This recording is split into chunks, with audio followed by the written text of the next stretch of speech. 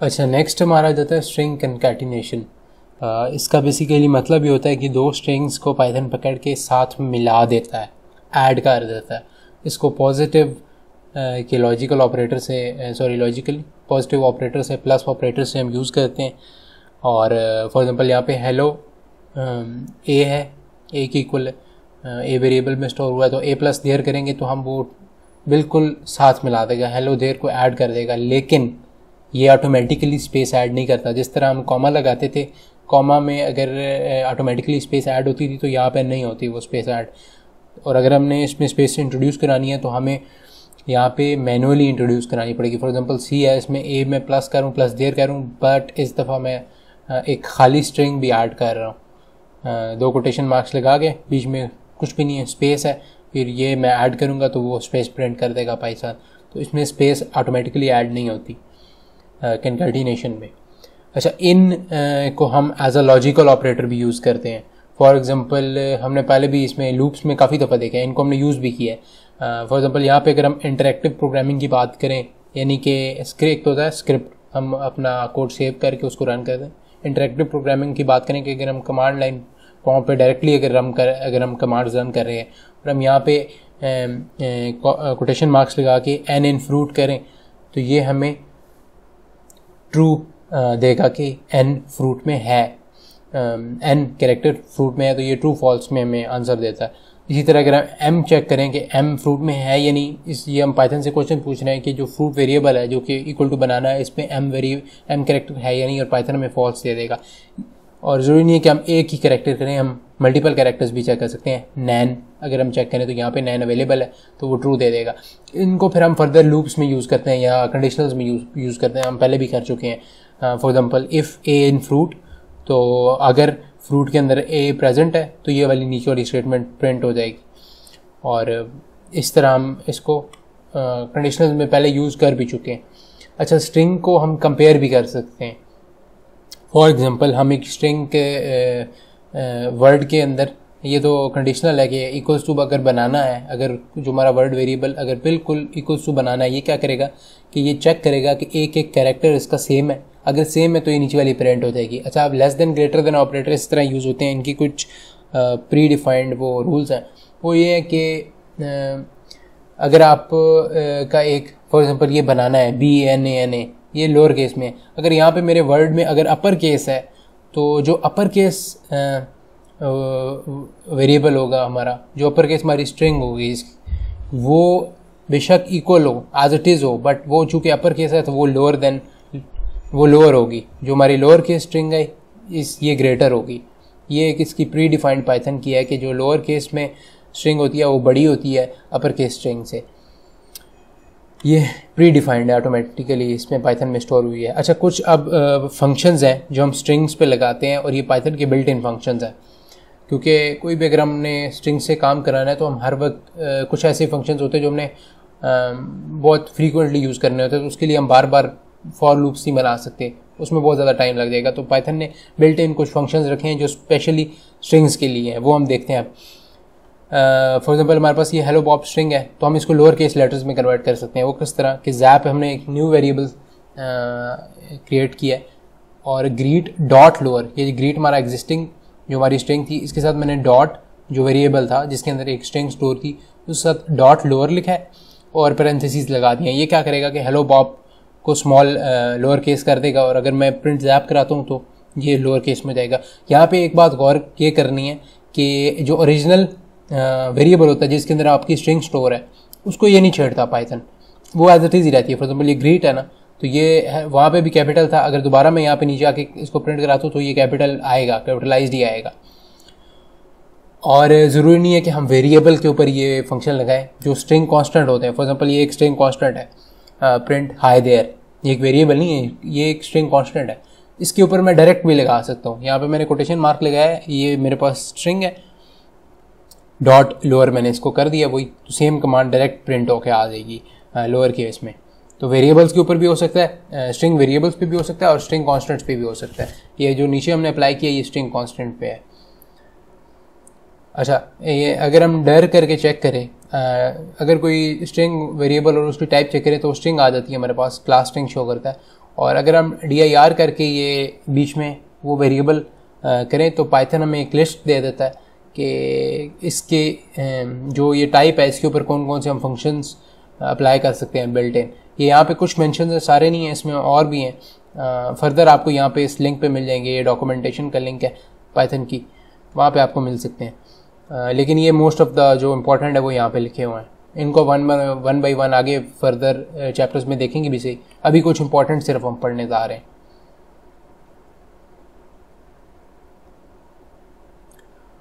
For example यहाँ पे string dot capitalise, इस पे क्या होता है, यहाँ पे str का मतलब ये है कि जो भी आपका वेरिएबल होगा, फॉर एग्जांपल हमने यहाँ पे ग्रीड किया था, greed dot lower, greed dot capitalise, तो ये str का मतलब वो है। यहाँ पे वो भी हो सकता है, वेरिएबल भी हो सकता है जिस तरह हमने ग्रीड डॉट किया, या फिर स्ट्रिंग कांस्टेंट को भी हम जिस तरह हमने यूज़ किया था तो वो यहाँ पे रिप्लेस होगा। ये सिर्फ फॉर्मेट दिखाया हुआ है। डॉट कैपिटलाइज हम का मतलब ये है कि फॉर एग्जांपल अगर हेलो बॉब है और वो सारा स्मॉल लेटर्स में है तो वो क्या करेगा कि हेलो का h बड़ा कर देगा और बॉब का b बड़ा कर देगा, जो फर्स्ट लेटर होता है वो कैपिटलाइज हो जाता है। और फॉर एग्जांपल अगर इसमें हम इनपुट कराते हैं कि सारे कैपिटल लेटर्स हैं, एक स्ट्रिंग है जिसके अंदर सारे कैपिटल लेटर्स हैं और वो हमने इसके अंदर इंट्रोड्यूस करा दिया, तो ये क्या करेगा, उसका सिर्फ पहला जो लेटर होगा वो कैपिटल रहने देगा और बाकी सारे स्मॉल कर देगा। कैपिटलाइज ये काम करता है। इसी तरह डॉट फाइंड है, ये हम देख रहे हैं आगे। डॉट रिप्लेस है, ये देखते हैं। Dot lower, dot right step, left step, upper, ये सारे चेक करते हैं हम अभी आगे। अच्छा, अभी यहाँ पे हम स्ट्रिंग के अंदर कुछ सर्च कर सकते हैं, जो फाइंड फंक्शन है हम वो वाला अभी यहाँ पे स्टडी करेंगे। फाइंड क्या करता है, फॉर एग्जांपल ये मेरे पास एक वेरिएबल है फ्रूट और इसके अंदर एक बनाना स्ट्रिंग स्टोर है। अब मैं क्या करूँगा, ये एक POS एक वेरिएबल है, इसको इक्वल कर दिया मैंने, फ्रूट के ऊपर लगा रहा हूँ डॉट फाइंड। ये क्या करता है कि मुझे ढूंढ के देता है कि जो भी मैंने यहाँ पे कैरेक्टर ढूंढा है। फॉर एग्जांपल मैं इसमें NA ढूंढना चाहता हूँ तो ये मुझे बताएगा कि NA किस पोजीशन पे है। फॉर एग्जांपल यहाँ से चेक करेगा 0 1 2 पे इसको NA नज़र आ गया है। NA इसकी जो स्टार्टिंग पोजीशन है वो मुझे देगा 2 पे, तो यहाँ पे आ जाएगा और प्रिंट हो जाएगा। अब अच्छा, अब आगे भी NA था बट इसने वो स्किप कर दिया है। फाइंड का काम ये है कि जो पहला इसको मिलेगा ना NA, उसकी पोजीशन मुझे, स्टार्टिंग पोजीशन मुझे ये दे देगा। फॉर एग्जांपल मैंने इसको Z फाइंड, अच्छा, और अब अगर मैं इसको कोई ऐसा लेटर दे देता हूँ फाइंड करने के लिए जो ऑलरेडी उस स्ट्रिंग में है ही नहीं, तो यहाँ पे मुझे -1 ये प्रिंट करके दे देगा, वैल्यू देगा, रिटर्न करेगा। और उसका मतलब ये होगा कि ये हमारी स्ट्रिंग नहीं है, उसके अंदर ये ट्रेस पे एरर नहीं आएगा, -1 एक वैल्यू आ जाएगी जिससे हमें पता चल जाएगा कि जो हम फाइंड करना चाह रहे हैं कैरेक्टर वो अवेलेबल नहीं है उसमें। और एक और चीज़ इंपॉर्टेंट थी यहाँ पे कि ये जो स्ट्रिंग्स है हमारी, इसके जो ये जो पोजीशन देता है, इसका ये देखना है कि ये 0 से स्टार्ट होती है, 0 1 2, 1 से स्टार्ट नहीं होती। अगर ये यहाँ पे 2 दे रहा है तो इसका मतलब ये थर्ड कैरेक्टर है मेरा N यहाँ पे। अच्छा, अब हम अपर केस भी कर सकते हैं। फॉर एग्जांपल यहाँ पे ग्रीट हेलो बॉब है, ग्रीट डॉट अपर मैंने कर दिया और जो यहाँ पे रिटर्न होगा उसको अंदर NNN के अंदर मैंने स्टोर कर दिया और उसको मैं प्रिंट कराता हूँ तो ये सारे का सारा कैपिटल हो गया मेरा। डॉट लोअर हम पहले देख चुके हैं। अच्छा, अब एक फाइंड तो होता है ना कि आपको बस पोजीशन पता चल गई उसकी। अब यहाँ पे हमारा फंक्शन है सर्च एंड रिप्लेस। ये क्या करता है कि ये जाके कोई भी हम इसको कैरेक्टर्स देते हैं, ये वो वहाँ पे जाके उस वेरिएबल में, उस स्ट्रिंग में वो कैरेक्टर्स सर्च करता है और उसको रिप्लेस कर देता है जितने भी वहाँ पे उस वो वाले कैरेक्टर्स होंगे। फॉर एग्जांपल यहाँ पे हेलो बॉब हमारा एक वेरिएबल है, एक स्ट्रिंग वेरिएबल है, ठीक है, एक स्ट्रिंग है जिसको हमने ग्रीट वेरिएबल के अंदर स्टोर कराया हुआ है। अच्छा, अब हमने NSTR एक और वेरिएबल क्रिएट किया। अब ग्रीट के ऊपर हम अब फंक्शन अप्लाई कर रहे हैं। बेसिकली इसको मेथड कहते हैं, लेकिन हम ये आगे जाके देखेंगे मेथड या फंक्शन, फिलहाल हम इसको कोई भी इसको कह सकते हैं। Greet dot replace.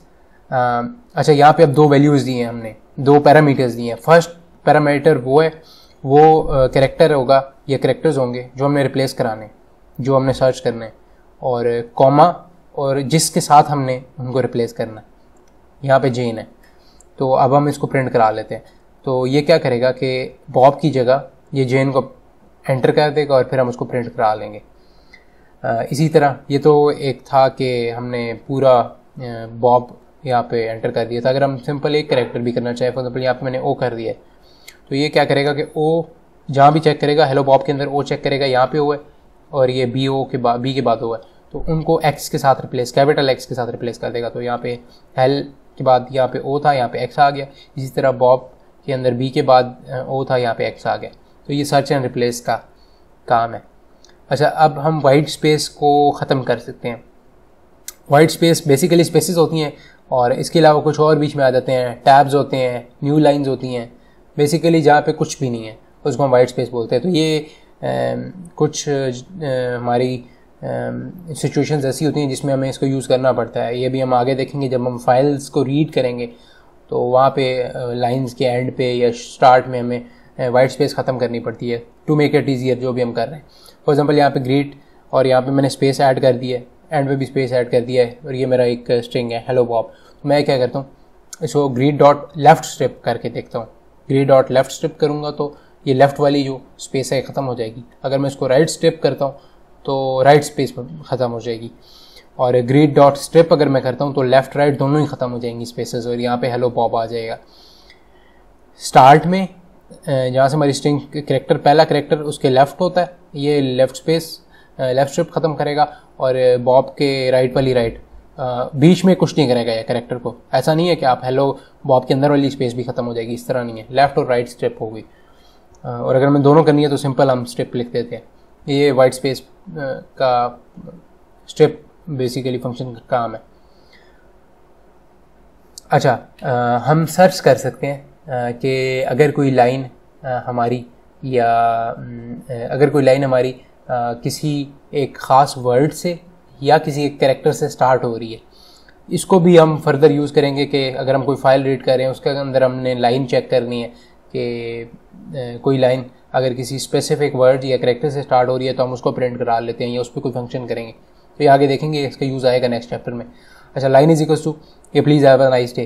तो अब यहाँ पे मैंने उसको लाइन डॉट स्टार्ट्स विद किया, पैरेंथेसिस में प्लीज़ एंटर कर दिया कि अब हम पाइथन से ये पूछ रहे हैं कि ये चेक करें कि ये जो लाइन है क्या इसका जो पहला वर्ड है वो प्लीज़ है या ये यहाँ से स्टार्ट हो रही है, प्लीज़ से स्टार्ट हो रही है, तो वो ट्रू हमें रिटर्न कर देगा।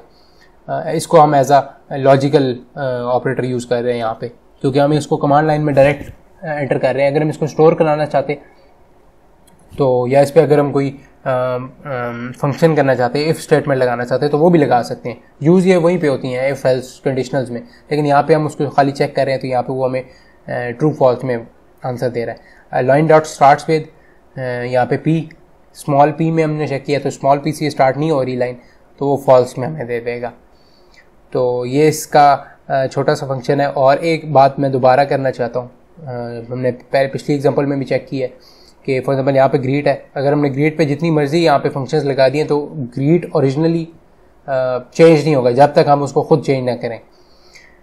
मतलब उस पर अगर हम कोई फंक्शन लगा रहे हैं और उसको किसी और वेरिएबल में स्टोर कर रहे हैं तो ओरिजिनल वेरिएबल चेंज नहीं होता जब तक हम ओरिजिनल वेरिएबल को खुद चेंज ना करना चाहे। इसी तरह यहाँ पे लाइन नहीं चेंज होगी, लाइन वही रहेगी। अच्छा, अब पार्सिंग एंड एक्सट्रैक्टिंग, इसका मतलब ये है कि हम एक लाइन है उसमें से कुछ ना कुछ हम निकालना चाहते हैं।